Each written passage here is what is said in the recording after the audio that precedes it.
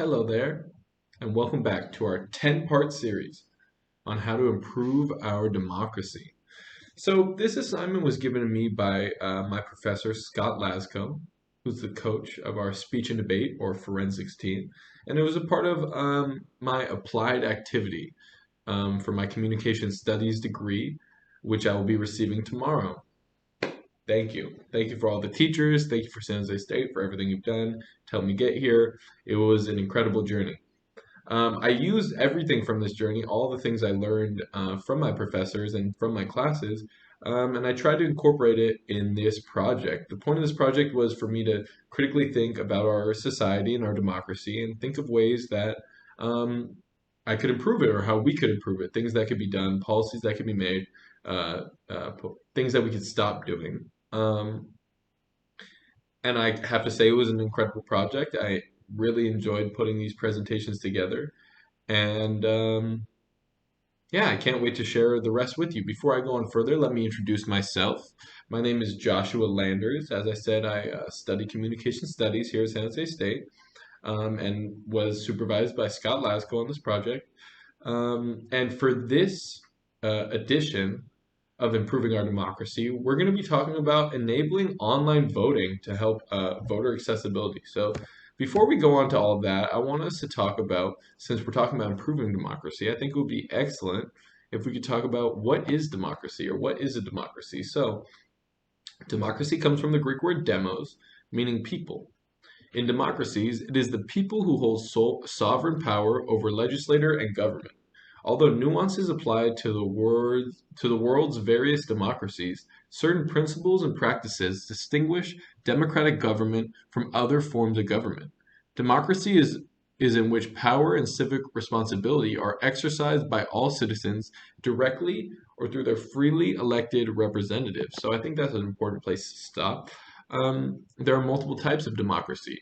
The original democracy back in Greece was one vote, one man, one vote, meaning it was a direct democracy and it was majority rule. So, um, yeah, that works for certain situations. Maybe if it was a group of friends and we're all just deciding where we want to go to dinner, show of hands, who wants to go here, who wants to go there. But when we go into a larger context of society, a nation like the United States has almost 500 million citizens. I think we're near 400 million. So it would be very hard to do that, right? So what we have is a representative democracy, and that is where citizens who are still in power, the power is still in the people, but it's in the people to use their democratic process and civically engage to um, vote for representatives who can represent them, in the House of Representatives at the national level, like if we're talking about Congress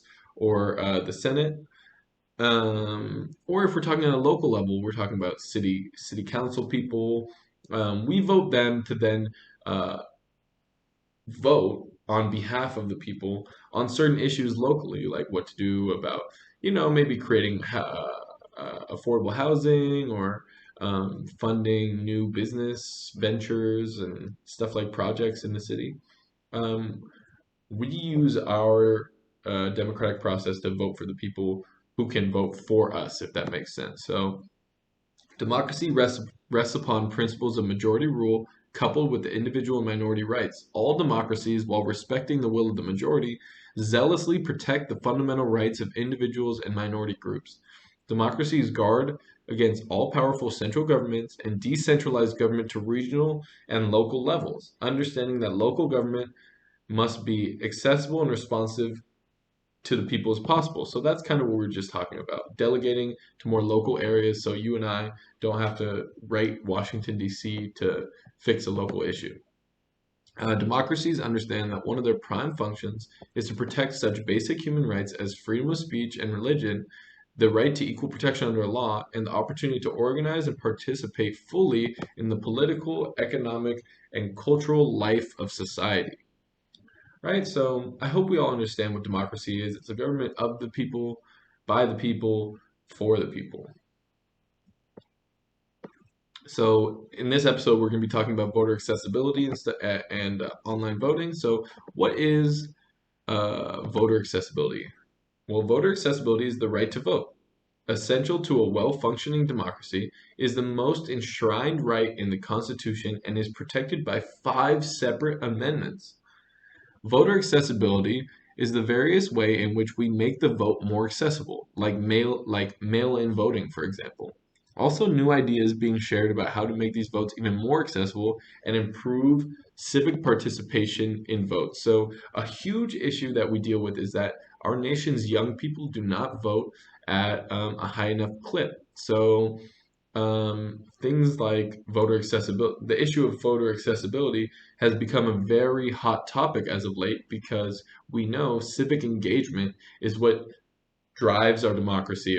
It's what makes our democracy thrive. So even if we were to look at in the past people who were denied the right to vote, um, in many cases, like in the Civil Rights Act and the Voter Rights Act, um, they were given the right to vote on paper, but then the access to the polls was hindering them from participating. So, voter access is a very, very important issue. So, I want to talk about the current state of voter access. So, uh, current voting access is unacceptable. Low voter turnout, as we're getting at, gerrymandering, and voter suppression are all threatening our democracy. To achieve fair elections and government policies that reflect the will of the people and not the power of money, we must first improve voting access for all. There are approximately, 37.5 million disabled Americans of voting age. Current voting technologies have failed to provide Americans with disabilities a voting system that allows them to vote without assistance. The concerns of voter fraud outweigh the concerns of inadequate voting access. So, yeah, when I say the voter fraud thing, I think voter fraud is used as a key talking point to prevent people to get access to online voting. All these things that would allow more, disabled people, young people, poor people, access to the vote are being tossed away under the guise of voter fraud risk, right? But what is worse? I mean, it's hard to say what's worse, but we can also say lack of voter access is almost as bad as voter fraud. We're not getting true results of what every American wants, right? So there's a long history of voter suppression. We suppress the vote towards marginalized groups is one of the key flaws in our democracy. So uh, we do a disservice to ourselves and our community when we stand in the way of voter accessibility. The lack of voter accessibility disproportionately impacts disenfranchised people of color. Voting is a right that we should all be able to exercise with ease. We must fight to make that a reality. Youth vote has been historically low. So we mentioned some of that stuff. Yeah, we mentioned some of this history. There's a history of low voter turnout for the youth and voter suppression for marginalized groups of color. Um, by not voting, we allow others to speak for us and over us. If we want real change, we need to continue to take actions to show up to the polls and vote for us. So it is kind of like a, how do you say it, like a self-fulfilling prophecy. We need to vote to get voter access, but we can't vote because we don't have voter access. So it's kind of a vicious cycle, but nonetheless, it's something that needs to change. Voting improvements of the past. Yeah, see, we mentioned a lot of this before. During the Civil War, but it was during the Civil War that America first experimented with absentee voting on a large scale, as so many men were eligible to vote were away from home fighting. The same way a war created demand to utilize the modern technologies of the day as a resource to optimize our voting system, during the pandemic, we have experienced a similar demand of new ways of voting that make it more available for everyday people. So there is a history of essentially making improvements to voter accessibility based on the needs of the day, whether that's wartime or today we're in a pandemic. And I think that has shown us that it would be incredibly helpful for many Americans to have, modern technology, utilize modern technologies for the vote. Improving the mechanisms in which American citizens can access the vote would improve our democracy because more citizens voting, we could get more accurate depiction of the wills of the people, right? So essentially, we voice our concerns, we voice what we would like to happen with our votes, right? So the people who don't have access to the vote, their voices essentially aren't being heard. And our democracy would be greatly improved if all voices were heard. And I don't think that we should continue on the path of blaming people for the inaccess that they have. I think we should find ways to meet people where they're at and utilize technology. There's digital solutions for voter access. Electronic voting machines. While many voters' rights advocates are fighting to decertify electric voting machines, arguing they're not reliable, one bloc remains steadfast behind the new equipment. Disabled voters who say the machines give them a long denied privacy. The need for greater access by millions of people should not be overshadowed by the concern of security. So we did go over that a bit earlier. So yeah, security concerns are outweighing inaccessibility concerns.